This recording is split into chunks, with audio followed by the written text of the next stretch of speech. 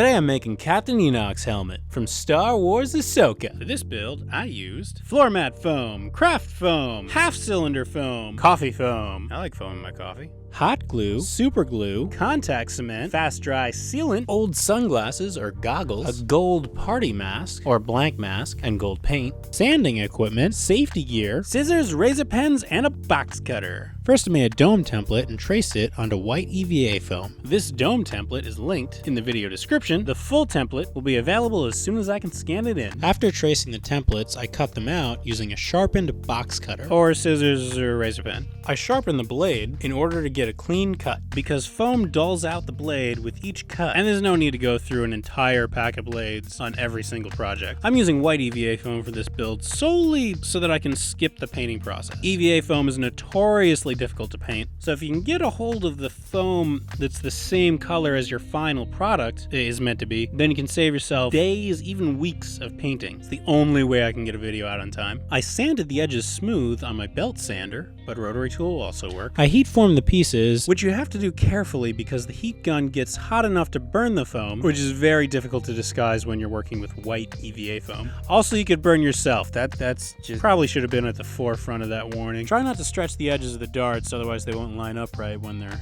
glued together. And stuck them in circular braces, aka tape rolls, so that they would retain their shape while they cooled. I glued the pieces together with super glue. If you've seen any of my videos before, you know that there are lots of different glues that you could use, but this is just the most convenient for me on this particular build. Carefully don't get burned though, because when it's between the foam, there's a chemical reaction, it gets real hot for like just a couple seconds. As I glue, I'm attempting to make sure all the registration marks line up. There's a few millimeters of variation. You can get away with them being a little bit off, but try to get them as close as possible. Once the dome parts are assembled, I reheated it with my heat gun to get out all those lumps. Then I pressed it over a dome and set it aside to cool. Next I cut the brim and repeated the heat forming process. It's a little easier this time because it only has to be curved along one axis. It doesn't have to be dished all the way. When it was hot, I rolled it up and stuck it in a tube to cool. After it cooled, I glued the dome to the wall with super glue, only a couple of inches at a time, so that I can closely monitor the seam and make sure it's flush. I started with the back there because I've marked the center, and that's the best way to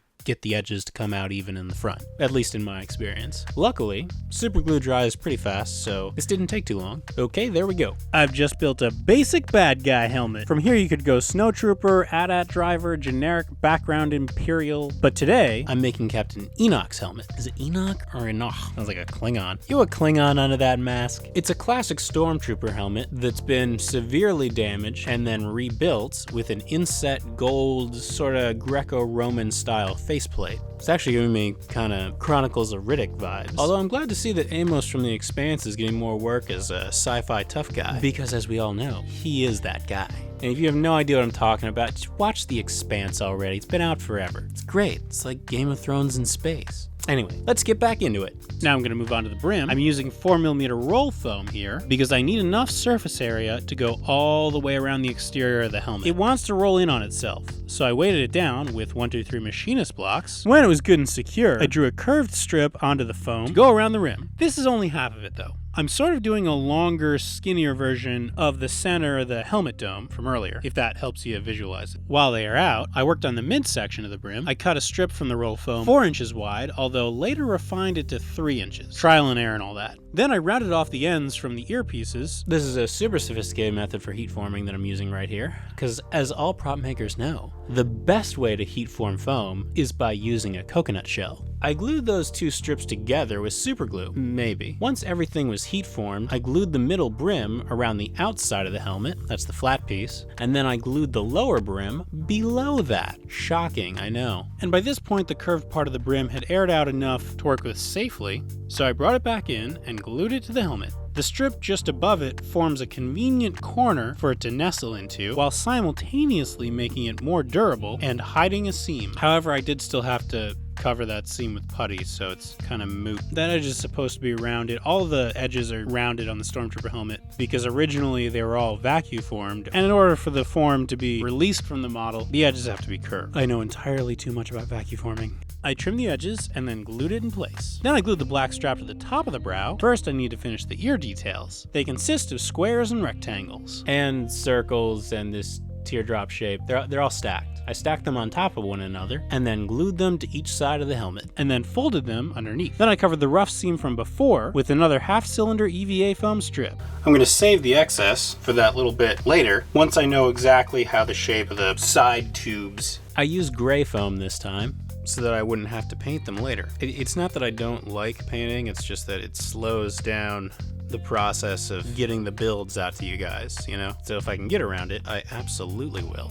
I made the gray forehead details out of 2mm craft foam and glued them on. There are similarly shaped, although slightly larger pieces on the back. They're supposed to be inset, so rather than adding more material on top of the helmet, I used my stencil to trace directly onto the helmet and then cut holes out of the dome itself. Then I traced them onto gray foam pieces. These are left over from a regular linking foam floor mat. I mildly heat formed those and then inset them into the holes. Now for the jaw pieces. These are a little bit different from a standard stormtrooper. They actually look like they're off of a tank trooper, and being that there's a lot of reused Rogue One props in Star Wars lately, they probably are. Not that I have a problem with that. Through tedious trial and error, I figured out the shape of those on a piece of scrap cardboard, which I then traced onto foam and flipped them for symmetry. I cut those out and heat formed them. 4mm craft foam is a lot more malleable than the thick stuff, so it will be easier to shape and take less time to heat up. I glued those pieces together with super glue, which is a lot less of a hassle to work with than contact cement because you don't have to pay as close attention to things like ventilation. I wrapped them around a larger core of 3/8" floor mat foam, white this time, because a little bit has to stick out at the top, and then I glued them to the helmet.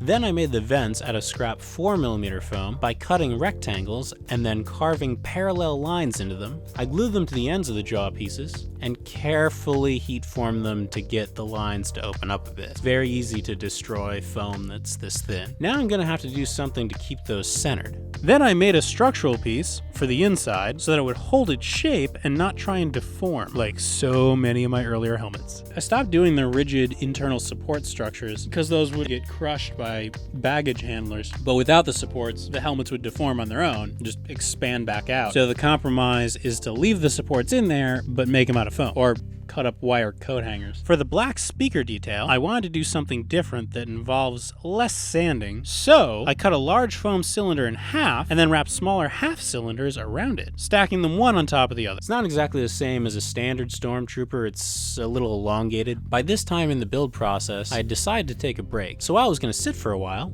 I filled in the seams. So you don't want to put this filler material directly on your skin, as I've done in dozens of videos. Basically, when I learned that, there was a shortage in latex medical gloves. So this is me trying to undo the habit and protect myself from all kinds of horrific chemicals as I do this without wearing a mask. I don't know, it doesn't smell as deadly as contact cement, and that's how he died. When the last application of sealant was dry, I glued the speaker on. Alright, the normal stormtrooper stuff is done, so let's add a faceplate. Way too enthusiastic. Hey, tone it down a bit, sound like a psycho. I used a basic gold party mask from a party store. It's that simple. I don't even need to paint it. I did have to cut away the jaw though in order to get to fit properly. Then I cut out a notch in the chin to make room for the speaker beard, and then reattached it so that it makes a scowl. The edges can be pointy on the inside, so I covered them with scrap foam. This helps hold it in and prevents injuries when putting the helmet on and taking it off. Then I put lenses in the eye hole. I think the implication is that there's some kind of Tony Stark HUD screen in there, like he just took regular stormtrooper lenses and put them in the new mask. So I just used a pair of goggles. Didn't even need to glue them in. And that's it. That's how to make Enoch's helmet. As for the rest of the armor, it's just regular stormtrooper armor, which I've done a whole tutorial video on in excruciating detail, but his has gold accents. So you'd be watching that same video again. It's unnecessary. So if you're trying to build the whole armor, just check out the other video and paint a couple parts gold. It's not rocket science. Thanks for watching, everybody. Hope you enjoyed this video. Once again, I'd like to thank my patrons. These videos just wouldn't be possible without the support of my patrons. So if you enjoy these builds, want to see more of them, and want your build request to carry a bit more weight, then think about heading on over to the Patreon page, where you can enjoy ad-free early uploads. Anything you can pledge goes towards improving the video quality and shop equipment, as well as allowing me to put together bigger and more exciting projects for you on the channel. Alright, hope you enjoyed this. Don't forget to like and subscribe, hit the bell icon to be notified of the future future uploads because it's kind of at a totally random schedule. And let me know what other props you'd like to see me make in comments down below. Thanks again, happy crafting, see you later.